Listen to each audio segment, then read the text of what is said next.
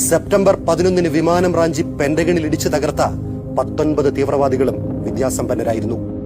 Saudi അറേബ്യയിലെയും ഈജിപ്തിലെയും ഭേദപ്പെട്ട മധ്യവർത്തി കുടുംബങ്ങളിൽ ജനിച്ചവർ, വിദേശത്ത് പഠിക്കുകയും ജീവിക്കുകയും ചെയ്തവർ.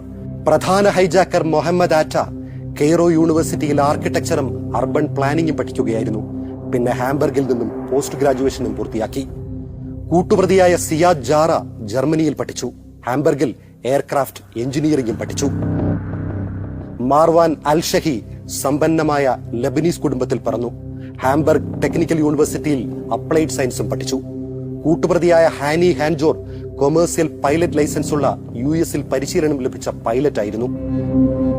പടിഞ്ഞാറൻ രാജ്യങ്ങളിലെ ജീവിത പരിചയം, ഭാഷാ പ്രാവീണ്യം, മികച്ച ജീവിത സാഹചര്യങ്ങൾ എന്നിവയെല്ലാം തന്ത്രപരമായ ഭീകരാക്രമണങ്ങൾക്ക് അവരെ പ്രാപ്തരാക്കി.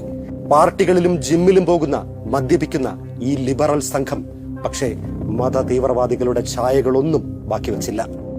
സെപ്റ്റംബർ 11 പെന്റഗൺ ആക്രമണത്തിന്റെ മാസ്റ്റർ മൈൻഡ് ഖാലിദ് ഷെയ്ഖ് മുഹമ്മദും അമേരിക്കയിൽ പഠിച്ച മെക്കാനിക്കൽ എഞ്ചിനീയറാണ്. ബലൂചിസ്ഥാനിൽ നിന്നും കുവൈറ്റിലേക്ക് കുടിയേറിയ രക്ഷിതാക്കൾക്കൊപ്പം വളർന്ന് കൗമാരകാലത്തെ മുസ്ലിം ബ്രദർഹുഡിന്റെ ഭാഗമായി തീർന്ന, ഒടുവിൽ അൽ ഖ്വയ്ദയുടെ ഹൈ പ്രൊഫൈൽ ഓപ്പറേഷനുകൾക്ക് അത്രയും നേതൃത്വം നൽകിയ ഖാലിദും വൈറ്റ് കോളർ ടെററിസ്റ്റ് ആയിരുന്നു.